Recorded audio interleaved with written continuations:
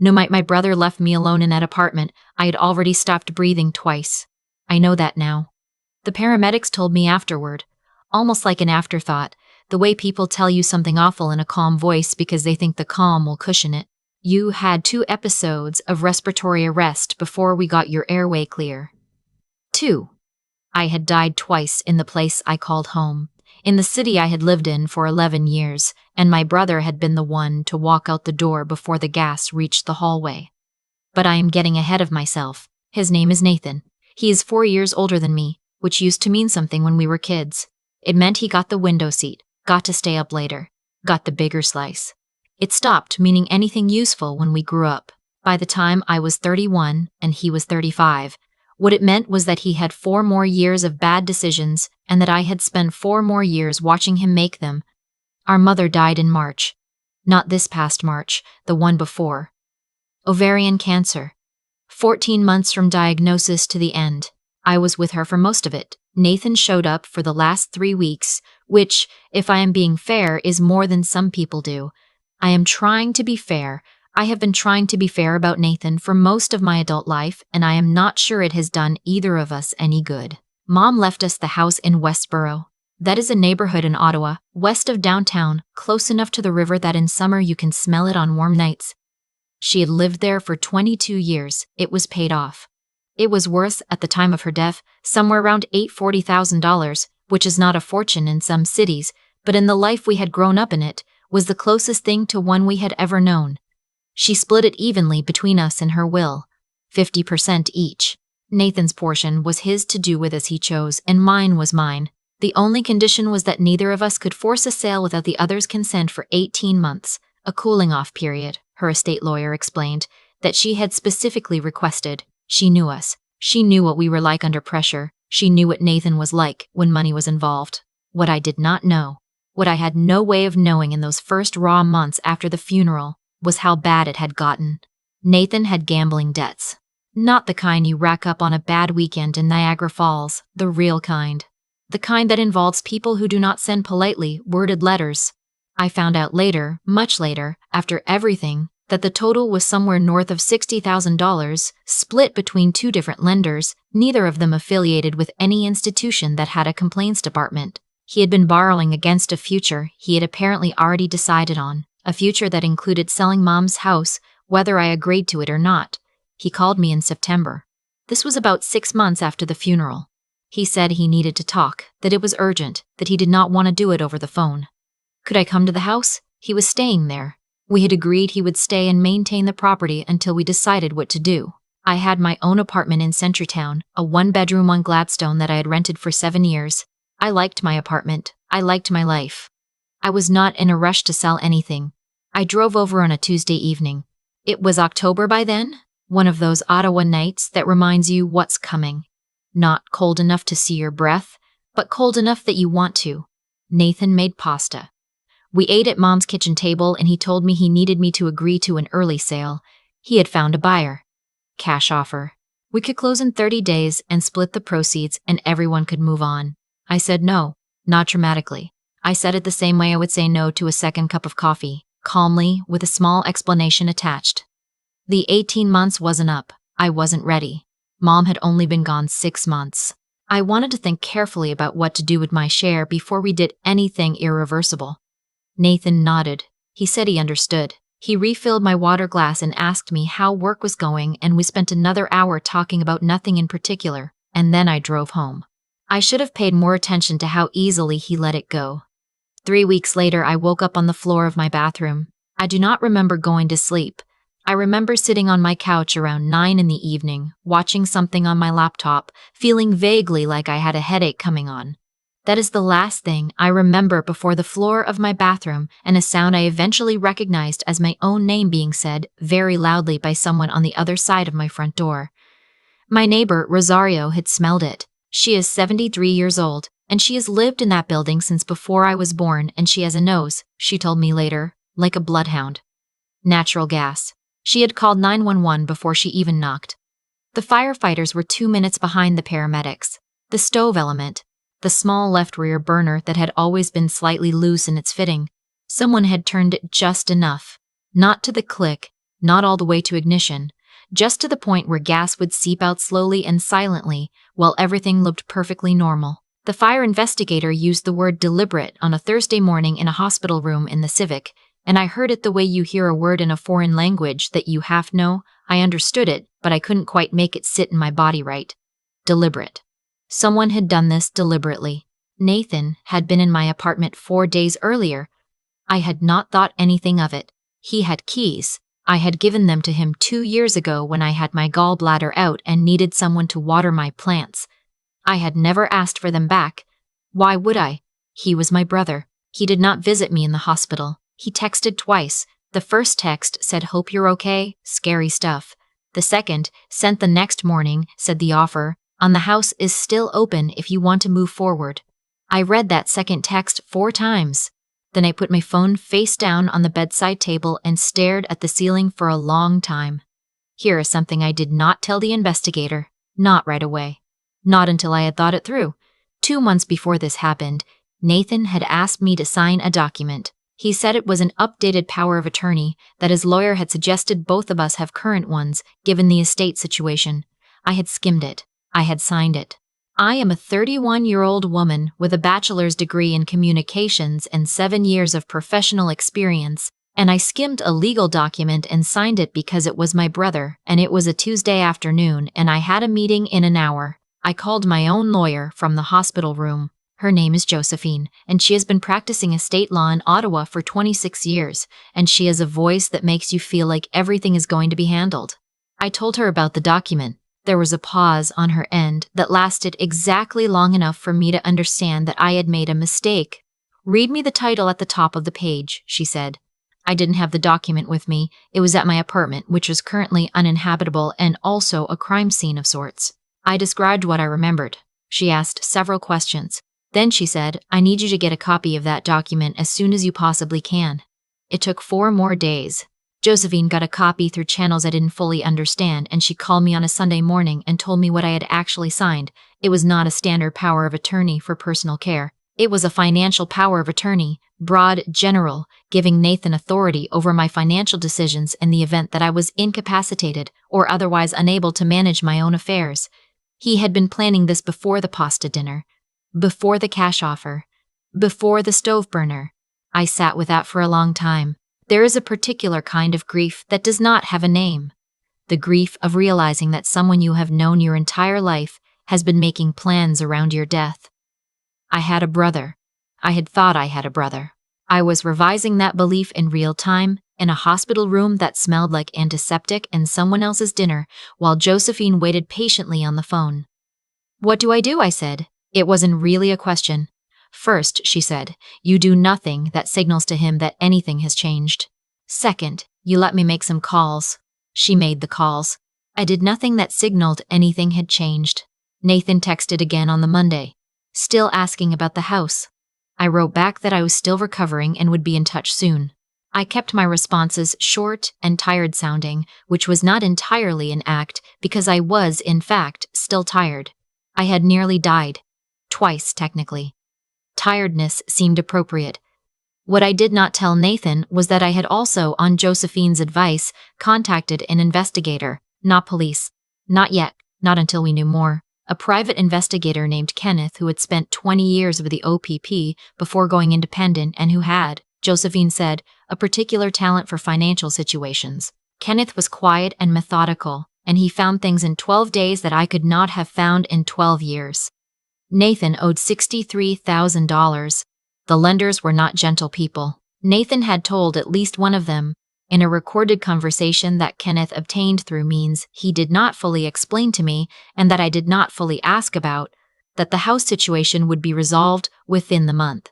He had said this in early October. He had visited my apartment in late October. Kenneth also found the insurance policy.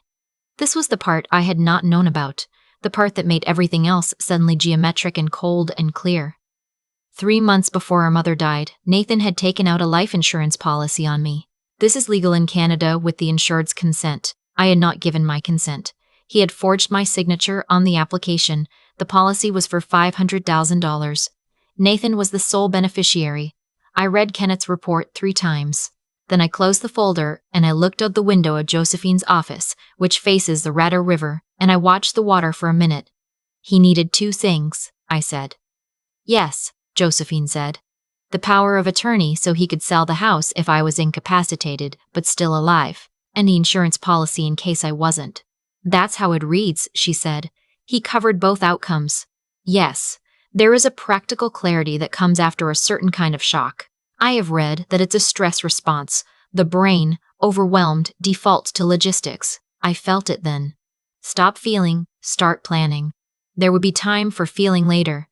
There has been, since then. There is a lot of time for it now, actually, and I use most of it. But that afternoon, looking at the river, I was very calm and very focused, and what I was focused on was the question of what to do next. Josephine had already spoken to a detective at the Ottawa Police Service. The file was open. But the detective, his name was Hadley, was cautious. Arson is hard to prove. Financial fraud involving a forged signature on an insurance application is more tractable, but it requires documentation and time. Hadley said they were building the case carefully. He asked me for one thing, patience. He also asked me something else. He asked if I was still at my Gladstone apartment. I told him no, obviously it was still uninhabitable. He said, "Good. Where are you staying?" I told him I was at a friend's place, a woman I had gone to university with, Rebecca, who lived in Barhaven and had a spare room and who had, without being asked, appeared at the hospital with a bag of groceries and a look on her face that said she was not leaving until she was sure I was all right. Hadley said, "Don't tell Nathan where you are." I had not been planning to, but hearing him say it out loud made something shift in my chest, a small, cold acknowledgement of what this actually was. My brother did not know where I was staying. My brother was actively trying to find out. He had texted 3 times in 2 days asking if I needed anything, if he could drop something off. Was I near the market? Was I near the glebe? I stopped answering. Rebecca's house in Barhaven became, for 2 weeks, a very quiet kind of safe house. She went to work every morning, and I sat at her kitchen table with my laptop and worked remotely, and waited.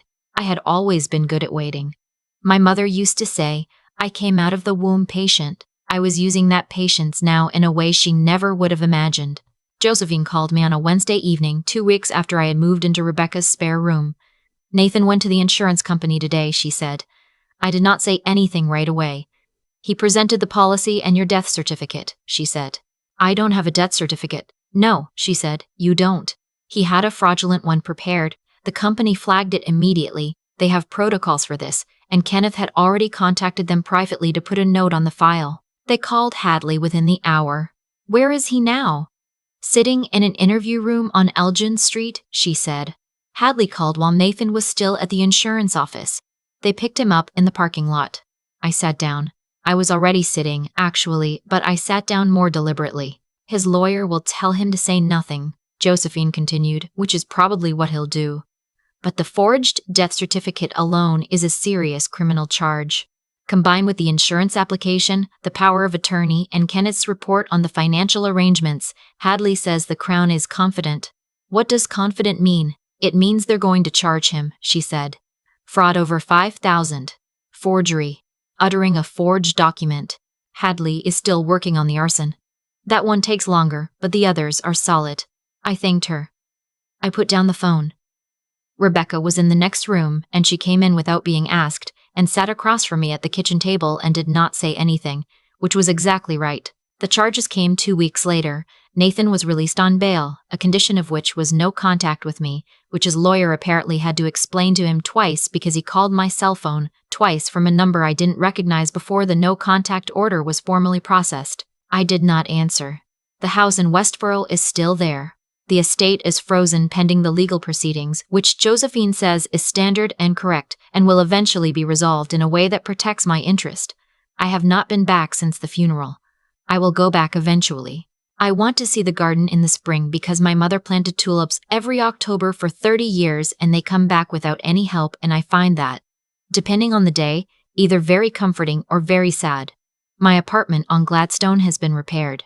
The stove was replaced entirely. I moved back in November. I had a locksmith rekey every lock the same day I moved back in, and I did not give a copy of the new key to anyone except Rebecca, who keeps it in a kitchen drawer and has standing instructions to use it only if I stop returning texts for more than 48 hours. There are things I want to say about Nathan that I am not sure I have the language for yet. He is my brother. He was my brother before he was this. I have photographs of the two of us at the lake in the summers when we were children, both of us brown from the sun, both of us laughing at something I don't remember. I look at those photographs sometimes. I do not know what to do with them.